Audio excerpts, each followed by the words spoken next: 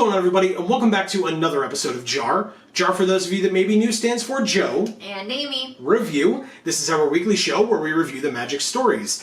And most recently, the older Magic stories, inspired by our most recent trip to Zendikar in Zendikar Rising.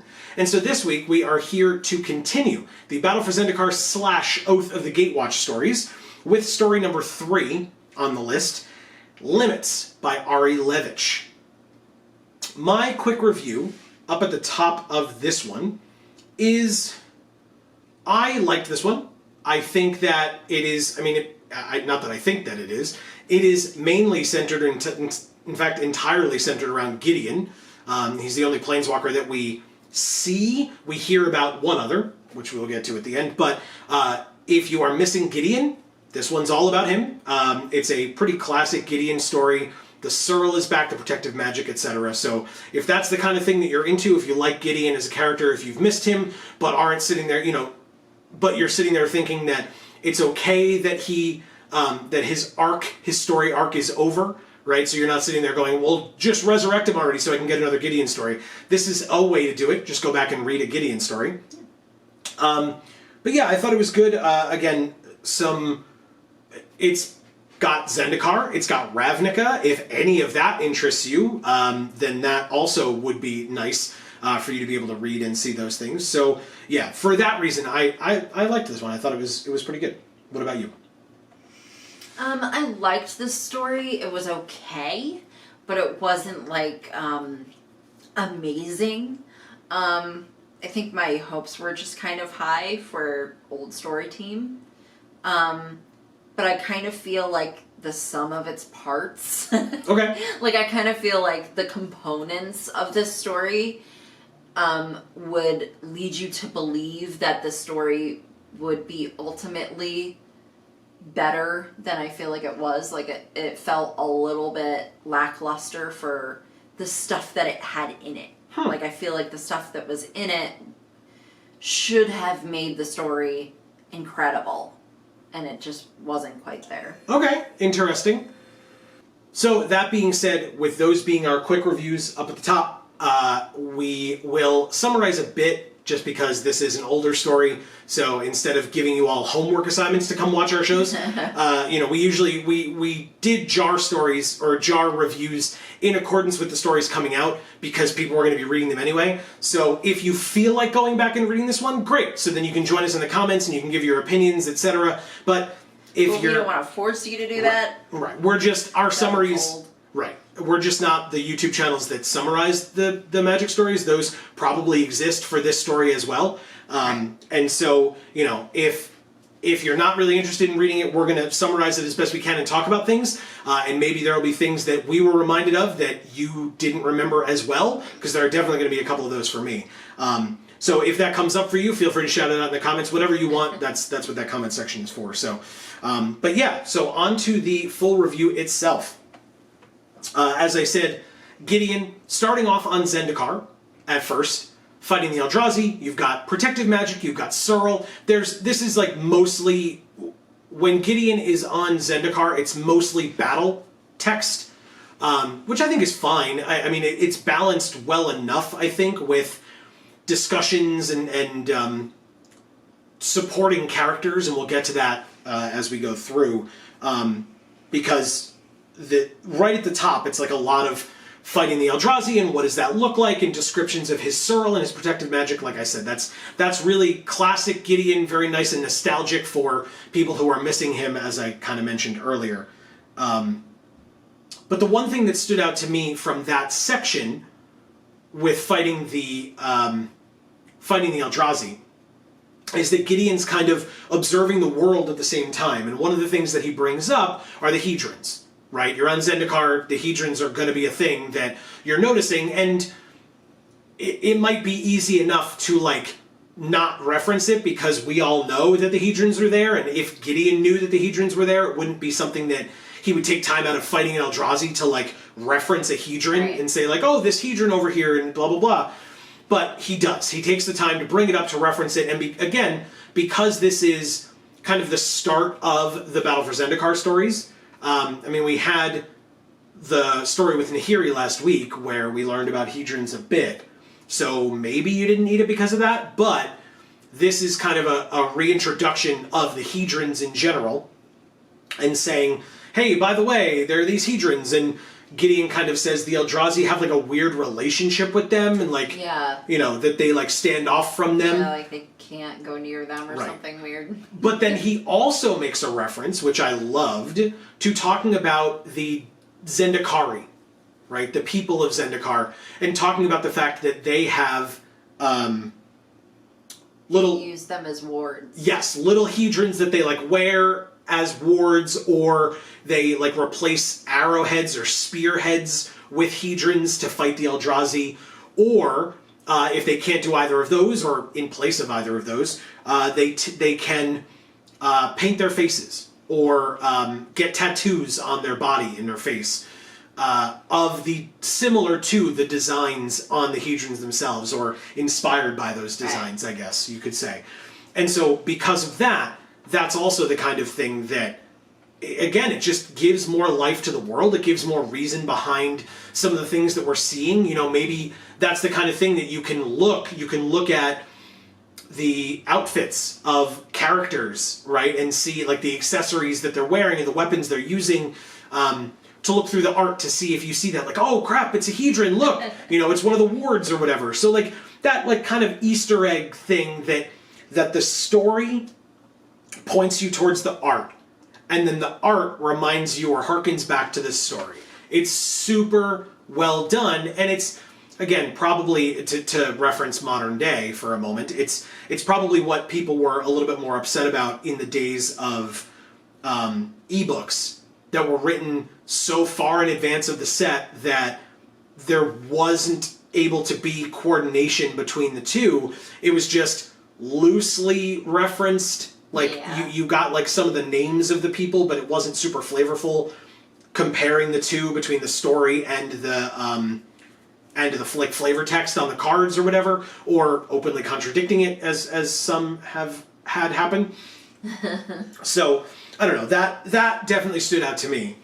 Was just more talk about the hedrons, more information, more flavor, more world building with the characters, their motivations, how they use or are inspired by the world around them for this fight. So yeah, I thought it was cool because, I mean, you guys are probably going to be like, oh my god, Amy, you're stupid as hell. But I was just like, I guess that was the first time it like really occurred to me that Nahiri as a core doesn't have those tattoos, and all the other cores that we have seen, or core that we have seen, do have those tattoos. And like that, the fact that they have those tattoos is because they're newer core. Sure. They're from a time where having those symbols on your skin means something. She was not.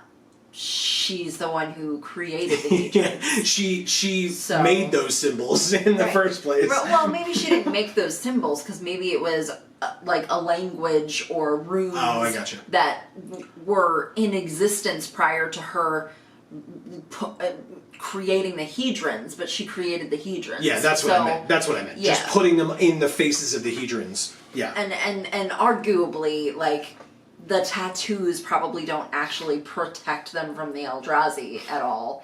It's just like their way of like,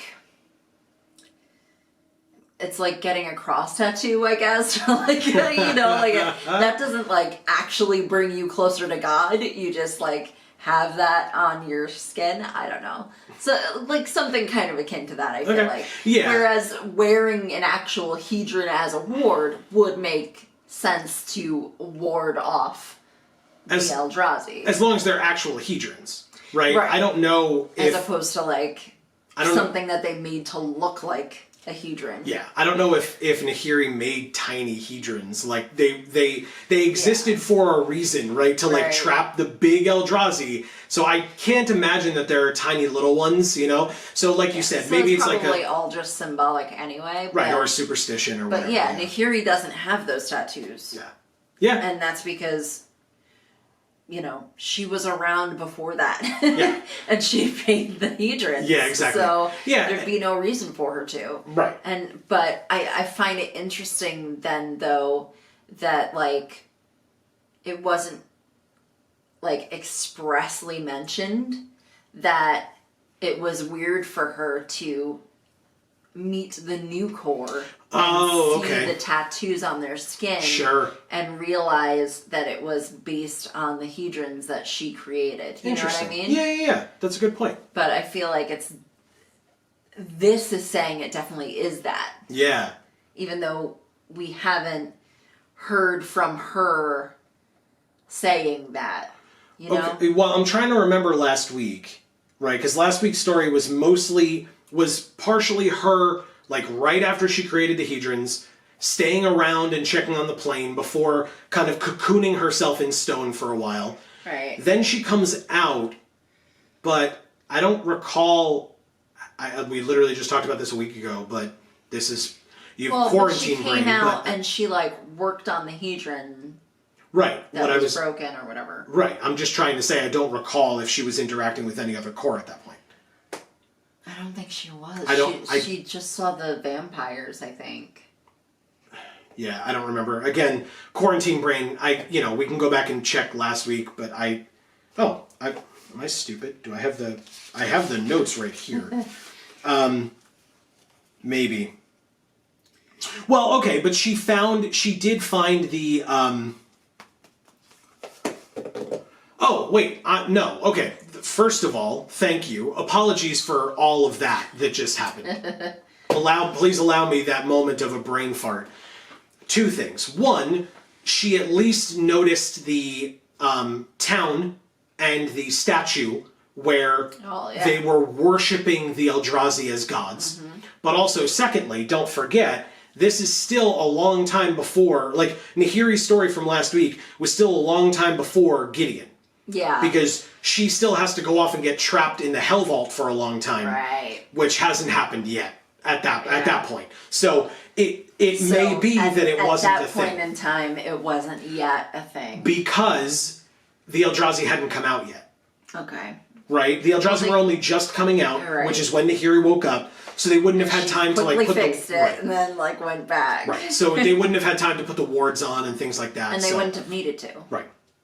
So again, if you said that in the comments before we got to this point, thank you. Still appreciated. Super appreciated. But apologies for taking so long to get there. I'll allow this some time to figure itself out. Good God. Yeah, I didn't realize how much of a span of time there was between last week's story and this. And that's why I was saying last week's story was the second of the two transitionary stories. Of course it was, because she didn't speak to Soren yet. Right. Yeah. Which is during these. Yeah, right. We'll get there. But yeah, it's Nahiri from the past in that transitionary story to now Gideon present day at the time of these stories, jumping back and forth. Excuse me, which at this point is just a much newer past. Right. Right. For today, 2020 times. Right. Yes. Yeah, that's fair. And then after that fight with the Eldrazi, after the discussions about the Hedrons, Munda shows up with his kind of fighting troop or his army or whatever, his group of soldiers. Super awesome to have seen the name Munda. Super happy to, like, have those memories. That card is so cool and the art is awesome. And I remember it. If you don't, look it up. MUNDA, MTG. You can just, like, Google that and you'll find it. But Munda is awesome. I really appreciated, I was saying this to Amy before we started, I really appreciated the fact that, the Eldrazi are a situation. It's a huge deal that these things are traipsing throughout the land. Right. And during this meeting of Munda and his soldiers and Gideon, Munda even says to Gideon, the entire continent of Balaged has fallen. Just all of it. Which is nuts. It's gone. The Eldrazi have taken over a continent. And that's part of the discussion that they have, along with casual, joking, friendly conversation. Yeah. And on one hand, that's nuts to me. Because it's like, you're telling a guy who is so well known for being well, maybe not even yet at this point, but he's a fighter, that's true, but he's a general, right, essentially. He leads by example, but he is a tactician, and you're presenting him with information about a war, for lack of a better term. Yeah. And you're kind of mentioning that alongside jokes and ribbing and this and that, but at the same time, it's super awesome to see that, because, for lack of a better term, they're all human beings, right? They're not, but they are. They're all living beings, humanoid beings, that are fighting this extraterrestrial threat, again, for lack of a better term. Right. They're fighting this extraterrestrial threat that is unthinking, unfeeling. There's no tactics involved. They're just mindless drones walking closer and closer to you and trying to just destroy you as you're attempting to employ stratagems and flanking techniques and things like that. Right. And trying to... There's only so much strategy you can really use when your opponent has none. Right, exactly. Because, and that definitely catches you off guard, because not having a strategy as a human being could be a strategy, because you're just throwing your opponent off because they're expecting you to have these higher level thought processes, etc. In this case, you can plan for your opponent to not have a plan, which is, not super helpful, but it's a thing. Well, I think it's difficult to take into account a randomness that comes from, or a chaos that comes from having an Eldrazi as an opponent, that doesn't have that higher level brain function. You can't anticipate as well. Right. And at the same time, you can anticipate better because you know what their motivation is. Yeah. Get to the soft, fleshy bits. Right. But at the same time, you know that they're not playing by your rules. Yeah. They're not, this is not a duel. This is a no holds barred. Yeah, there's no rules of engagement. It's just you're fighting for your life and that's it. It's just escape. Yeah. And get the thing killed. Well, and that is, I'm going to relate this to pop culture because I do that sometimes. But I was reminded of Superman and Dragon Ball Z today in this story, because we get to that moment. I didn't even write this down, and I don't know why I didn't. I must have forgotten until just now, so here we are. But we get to that moment where Gideon is reminded, it's not right now in terms of how we're summarizing, but that's why I said we're not doing an amazing job. But at one point, Gideon mentions, he's like, oh, these are Eldrazi. They're unthinking, unfeeling, it doesn't matter. I can kill them with wanton abandon.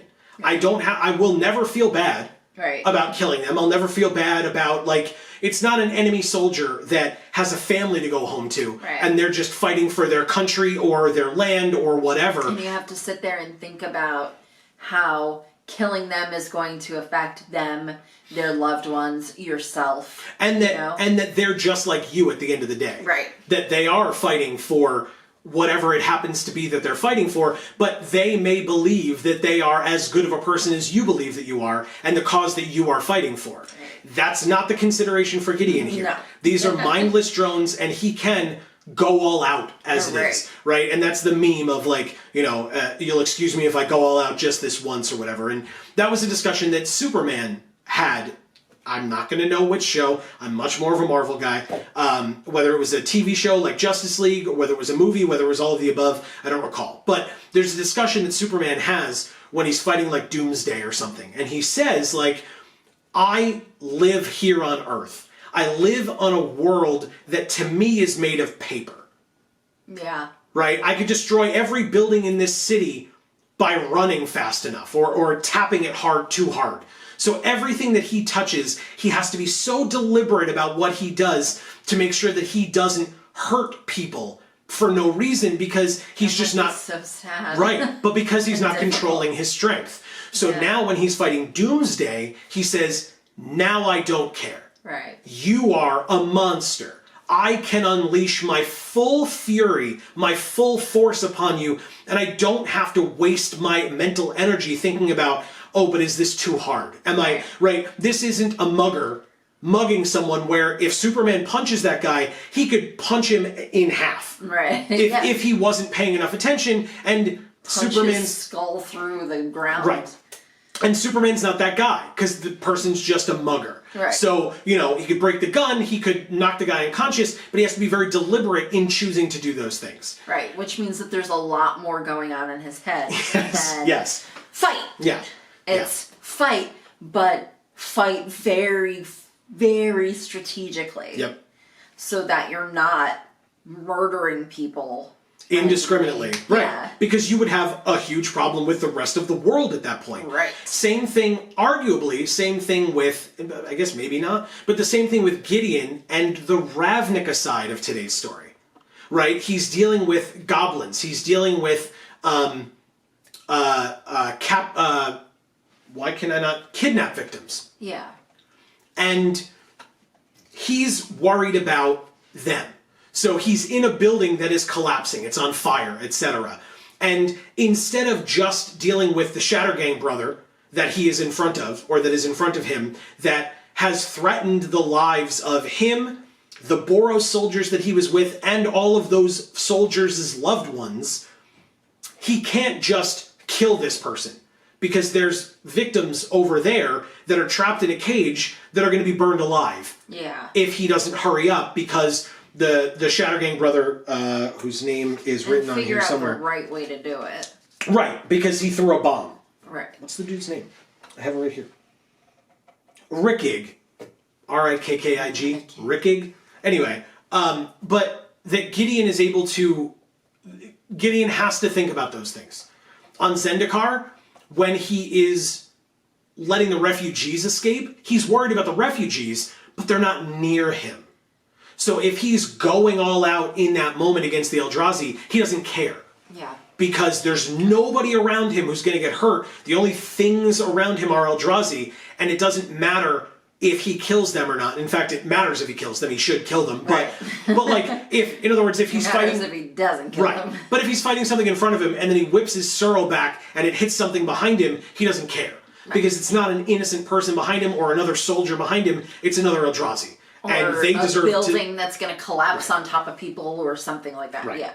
And that thing needs to be killed just as much as the thing in front of him, so who cares? He can just, like, protect himself where he needs to protect himself and just kill indiscriminately, which, again, for a tactician such as Gideon, that's not typically a thing that he would have the availability or would not be afforded to him to do in those moments. So I thought that was kind of interesting. Yeah. That he brought that up. And again, for people who are aware of pop culture, that's a thing that we've seen other places before, but you don't really, except for the likes of like a Johnny, right, where a Johnny wants to be a pacifist because of the rage and the strength that he could have within him in regards to Lazotep-coated zombies or Eldrazi. He doesn't have to be as worried about that. And so that's the only other planeswalker that I can think of off the top of my head who would have those kinds of qualms.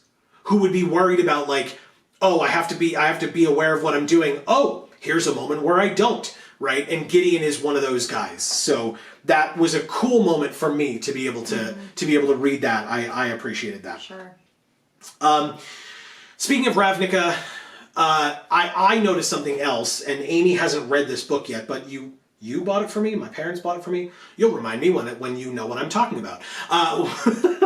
The D&D Ravnica book, Guildmaster's Guide to Ravnica. Okay. Did you buy that for me? I don't remember. It was either you or my parents. Those are the options, really. But Either whoever it was, thank you to them. And I do have that book, and included in that D&D book about Ravnica, there's one adventure included.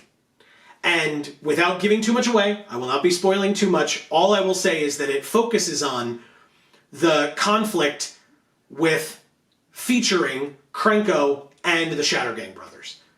So it was super interesting to read this today and be reminded of that.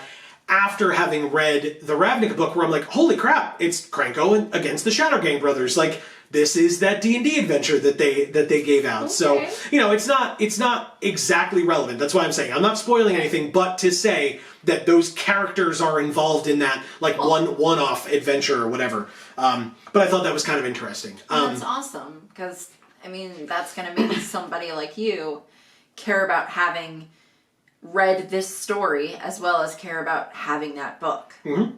And the cards, right? They showed the art of those characters as well in this story today. So you can like see that and then read the story or the adventure. And whether you're a DM putting somebody through it or whether you're a player playing through it, if you have read this story, like I said, it doesn't spoil the adventure for you, but it does give you that like kick of like, oh crap, this is awesome. Right. So yeah. And that's good marketing as well as just being like good for character development purposes. Mm-hmm. Like, and you know, you're going to write these stories and then expect us to care about the characters. Well, it's going to be a lot easier for us if there's character development, you know, right. if there's different stories that involve those same characters, you know, more than once ever. Right. And it rewards your fans. That's the, you know, it rewards your loyal fans, again, who purchased the book and or read your online fiction. Right. And that's the thing. If I had not gone back to read this story, I would have had no payoff for that adventure. I still probably would have enjoyed it if and when we get to do it, because we haven't done it yet, but maybe. Well, I'm sure there's a payoff just for that. That's what I'm saying. Absolutely. But it's that much further. It's another step in the right direction. And I guess we did it in the wrong order, right? Because arguably you would think you would read the web fiction first, you would learn about these characters, and then you would purchase the book, play the adventure, and have that much more of an immersive experience for your dollar that you spent, or, you know, however many dollars, but you know what I mean, for using your money because of the free web fiction that you've read. And again, that goes along with any of the other discussions that anybody has had about bring back your web fiction. Right. It is a marketing tool for you, as Amy just brought up. It is a way for you to reward your fans. Right. And create character development that is lasting. Yeah. You know, people are not going to want to cosplay your characters if your characters are one-offs every time. You know? I'm not saying that somebody's going to cosplay the Goblin crime family. I'm just saying that, like, maybe they are. I don't know. Well, I will say, shout-outs where shout-outs are due to Vorthos J, who just put out a really awesome book. It wasn't him specifically, but he was heavily contributed to it, if not wholly wrote it. So, you know, citation needed. But that book, Jay is heavily influenced by Krenko and is a big fan of Krenko. Oh, and so, nice. yeah. Okay, so good. being one of his favorite characters, it's purely irony that we ended up reviewing this story like a day or two after people started receiving those books at their houses, because I've been reading about that on Twitter the last couple of days. So and I have not. Yeah. So, but regardless, so again, more tie-ins of Krenko, etc. Awesome. So, yeah. Yes, that's what you want as a company, is for the people who spend money on your stuff to have through lines of different stories for the same character, so that they have a cohesive story in their head about that character. Yep. From point A in that character's life to the end of that character's life. You want them to be able to understand the timeline that exists for that particular character. The same way you understand the timeline that exists for my life. Oh, you yeah. know? Yeah. And other people that you know. You want to create that for your characters, because that's how people who are spending money on participating in your thing, whatever it is, that's how they're going to care about who these characters are and why. and where and when. All of those things are going to play in and they're going to matter because you're giving them a reason to matter. You know, if it's just kind of like out of nowhere every time, then no one's going to care. Yeah. No one's going to take the time to go back and read an old story. Right. No one's going to take the money to buy a Ravnica book. You know, no Sure. one's going to take the time and money to make a cosplay, like I said before, you know, because they're not going to feel attached to your characters. Well, and also to relate it to present day, Commander Legends previews have started. I've been showing Amy. We're getting a lot of these characters that were in stories that people like Kelly Diggs, like Gavin Verhey. They have been asking, or they had asked online, what are characters that you've heard about in stories that we have not printed yet that you want to see? And this set in particular is just giving you name after name after name. I mean, it makes sense with Commander Legends being the set that you're going to get a lot of legendary characters, you know, creatures, whatever. But I was just talking to Amy. We mentioned Ixalan earlier about Malcolm and Breaches, two of the characters that we've read about in these stories. Right. And seeing people online being like, oh, it's Malcolm and Breaches. It's so cool to see them because those stories are good. And so every moment in those stories, every named character in those stories, people want to be attached to them. Yeah, I mean, think about Gisa and Geralf. I mean, those were cool. characters that the fans fell in love with because of the stories, and they didn't even have a card. And then, you know, next time they made them into cards, and people were like, yes, we have cards of them. And then they were like, oh, okay, well, okay. Because the cards were just kind of like... Well, we got... And we didn't get more stories on them. We got Gisa and Geralf, if I recall correctly, in Eldritch Moon, but we had their story in Shadows over Innistrad. I think that's how that went. Okay. I think. And they printed them elsewhere, but again, it may have been like a Commander-esque product or something like that, if I'm remembering correctly. If I'm not, that's what the comments are for. Remind me. I don't want to be spouting purely incorrect information, but I think that's how that went. We've gone around a lot, but it's somewhat, again, this is what we're doing. We're having Vorthos discussions here. So, but this is what these types of stories can actually make us think about. Instead of sitting here and being like, well, but they're mischaracterizing this, and this isn't what this character would do. No, we're actually talking about like... Gee, I wish the good writers were back. Well, not only that, but like we get to sit here and say, like, look at all the cool things that the company's doing to like reference this and bring you into this, and it combines with this, and the fans... And I like that. That's important stuff. So... and again, talking about characters that people enjoy, I love General Tazri. Love her. Super looking forward to getting to her stories in the next few weeks. She was reprinted in Zendikar Rising. Super awesome to have her back. I was very pleased. To see her again in these would be really awesome. And to have her card, which was, from original Zendikar, from Battle for Zendikar, when we saw her. That's awesome. Any more General Tazri, the better for me. But again, that's a character that resonated with me. So it's something that I appreciate seeing. I'm going to appreciate getting back to her stories and reading about her. So stay tuned for the next couple of weeks of JaAR for that.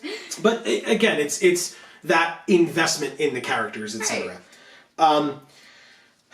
Yeah, I mean, think back to the last couple of JaARs where I was sitting there going, the mischaracterization, and I hate so much what they did with Nissa and Nahiri, because these two characters are like my two favorite characters, and why would they do this? And, and I changed my mind in the end. Yeah. But,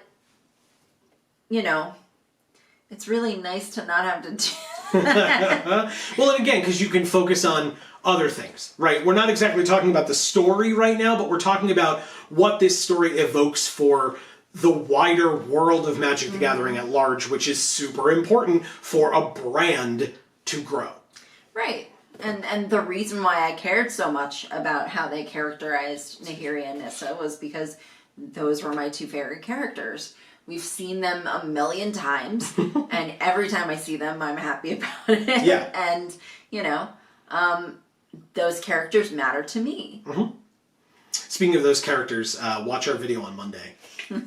Anyway, that being said, I will say, to continue this story a bit, one of the big through lines with this story is you basically find out that Gideon is on Zendikar during the day and on Ravnica at night. And kind of going back and forth dealing with these problems. Fighting Eldrazi by day, dealing with the denizens of the streets of Ravnica by night. And I'm sitting here reading this story and I'm thinking to myself, you know, this conflict with Krenko and the Shattergang brothers, right? I mean, again, it made me think back to the book for the D&D adventure, but it also made me think to myself, there is, like, Gideon is sitting with the Boros soldiers. Yeah. Or referencing that he's with the Boros soldiers.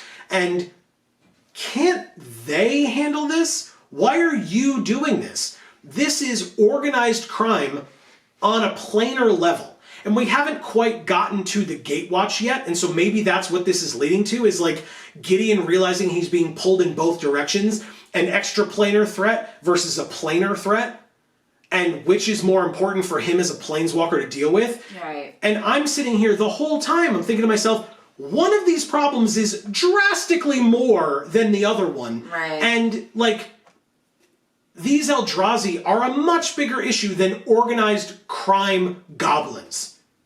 Maybe I'm wrong. Ravnica. Right. Maybe I'm wrong, but I don't think I am, because it's, okay. On just Ravnica, when there are other well, I'll let you say it. It's fine. All I was going to say is, you have Gideon gets the news that an entire continent was taken down by the Eldrazi, and then he's like, oh, I gotta get back to Ravnica. There's one moment where he's fighting the Eldrazi to try to save people on Zendikar, and the whole time he's like, this is taking too long, I have to get back to Ravnica, I have to get back to Ravnica, I have to get back to Ravnica, and he goes back to Ravnica and saves kidnap victims, which, super crappy that people got kidnapped. Please don't misinterpret my words. Super crappy that people got kidnapped. That is a crime that unfortunately exists here in the real world on Earth. It sucks. And it's terrible, and it's absolutely something that should be dealt with. There were soldiers of the Boros Legion who were attempting to deal with it. They'd had their lives and their families' lives threatened, but come the end of Gideon's conflict with Rickig, he dealt with it. Or the Boros soldiers showed up to help him. Yeah. So they would have gotten there around the same time, and that bomb wouldn't have gone off if Gideon wasn't, like, fighting against Rickig. So let the soldiers deal with it. You're dealing with a planar-wide threat that can balloon out into other planes, but this whole plane would be destroyed. And you're like, I gotta get back to Ravnica.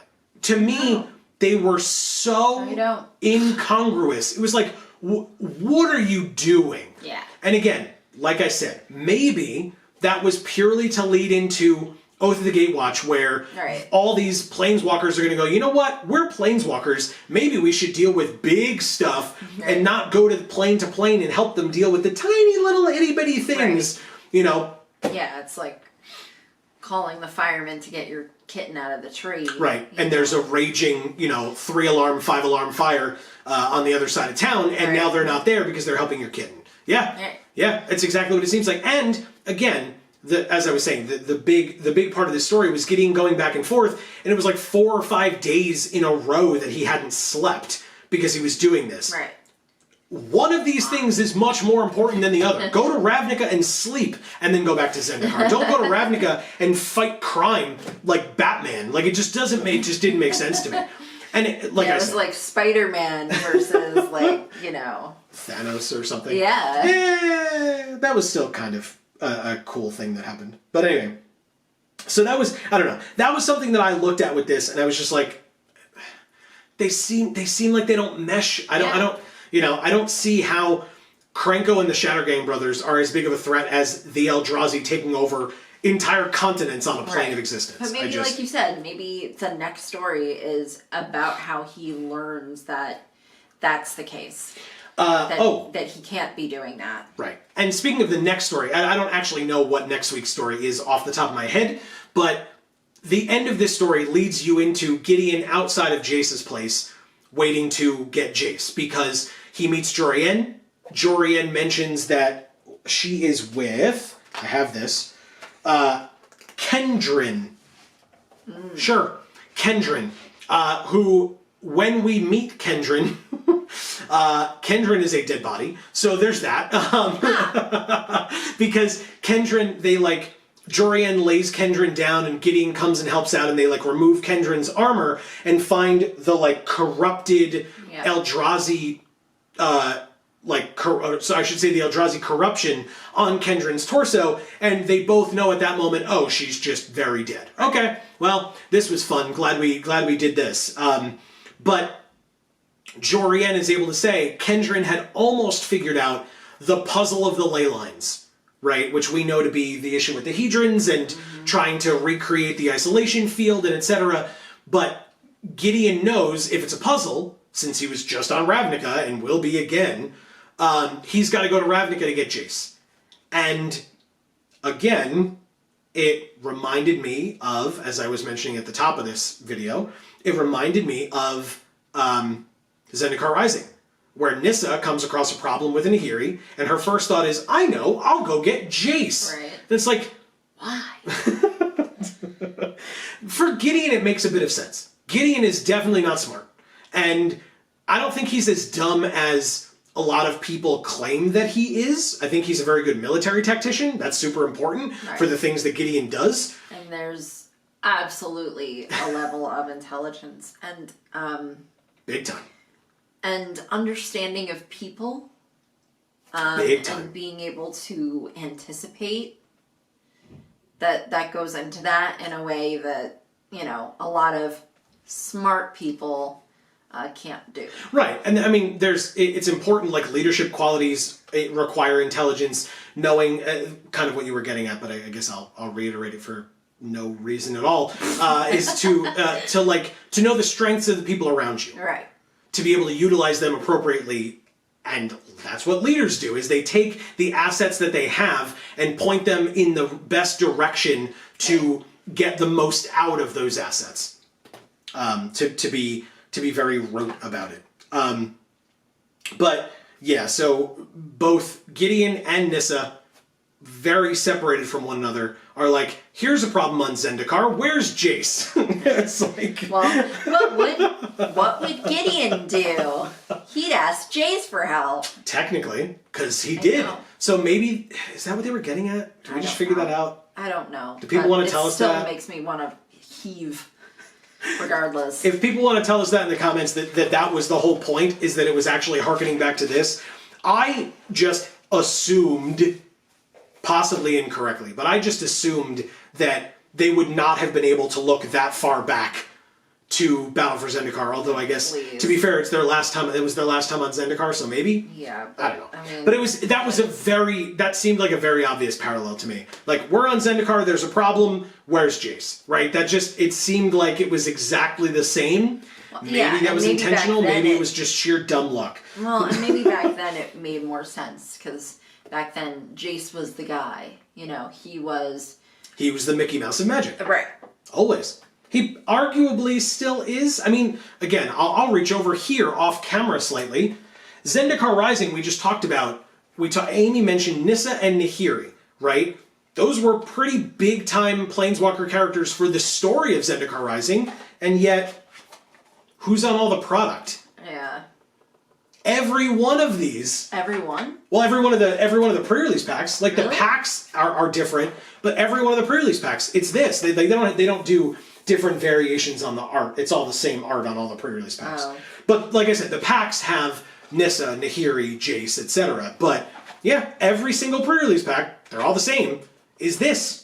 So again, it's not like, he was. They bring him back on a plane that Nissa and Nahiri lived on, and he's on all the product. It's like, that doesn't make a ton of sense to me. Even though he literally showed up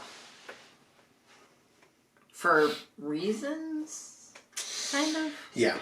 So that's how the story ends, is with Gideon outside of Jace's place after meeting Jorian, after saving Jorian, arguably, and showing up outside of Jace's. He's about to walk up the stairs, and he collapses out of exhaustion. What a surprise! You spread yourself too thin, fighting basic crime that we deal with here, as opposed to just focusing on the planar-wide threat and the friggin' Eldrazi, which are enough to handle. Like, just stop. Yep. So there was that. But like I said, that's how the story ends, and so that's where our review ends. Yeah. It was interesting. It's been long enough anyway. That's fair. But it was interesting. It was interesting to see the parallels between Battle for Zendikar and Zendikar Rising in that way. It was really refreshing to be able to take a story, jump off from that story, and talk about the company, good things that the company was doing and or is doing, and things that we hope to see them do more of in the future, as opposed to saying, I can't believe they did this and this and this, they better stop doing that and fix it, Mm-hmm. So, yeah, that's what I'm taking away from this week's story, I'll tell you that much. Okay. We take what we can get, I guess. Yes. Speaking of this week, next week, etc., this is coming out on Thursday. So tomorrow, the day after this comes out, we will be live 8 to 10 p.m. Eastern Time on this channel. Check it out. Playing a game that is a secret, but it is Halloween themed. If we get through that game during the 2 hours and there's still some time left, we'll move on to a different game that will be fun, not necessarily Halloween related, but we're going to play a little bit of a spooky game, so that should be fun. It's a game that Amy's never heard of before, that probably... I have no idea what it is. No, probably many of you have not heard of it before either, so if you're interested in a good time, come join us in that live stream. Gave me a clue. After that stream, the VOD will not be on this channel, it will be on Video Games for All. And if you're not familiar with Video Games for All, the link for that is down in the description box below, or will be popping up on the end here after we're like within 20 seconds of us being done with this video. Please click on it. Please subscribe. You should. Also check out Gluten Free for All as well. Please ring the bells. Yes, always. And commenting. Especially with this video, we would love to hear your thoughts, your opinions. Keep the conversation going in the comments down below. That is what we do these videos for, is to join with all of you as we sit here and you comment with us to show off all of our... Hashtag Vorthos Pride. Super important. Always nice to be back into it. Once Zendikar Rising inspired us, we were back in with these, and as we learned it in the first episode of this series, like 2 weeks ago, for reviewing these stories, I should say, there are a lot of them this time around. So buckle in. We'll be back next week with another one. Like I said, I'm sure they're on their edge of their seats. I mean, you should be. Like I said, you should check out Monday's video, this coming Monday, where we open product. Yes. It was an insane opening. So I encourage you to check that out. And speaking of Video Games for All, yesterday, because this comes out on Thursday, so yesterday, Wednesday, we had the first episode of Super Mario 64 come out on the channel, because our Pokemon Red series, after 62, I think, episodes, has finally ended. So if you're interested in that as well, Amy's first time ever playing a Pokemon game, ever playing Pokemon Red, going in completely blind from episode 1 to episode 62. You can check that out on Video Games for All. Find the playlist, watch as many or as few as you're interested in watching. And if you're interested in Super Mario 64, that starts today, or Wednesday, the day before this video comes out, so you can check that out as well. Thank you all sincerely for watching this and anything and everything that you watch from us here at the Geek for All family of channels. And from us here, I've been Joe. And I'm Amy. And as we always say, in whichever video of ours you watch next, we will see you all next time. Thanks so much, everybody.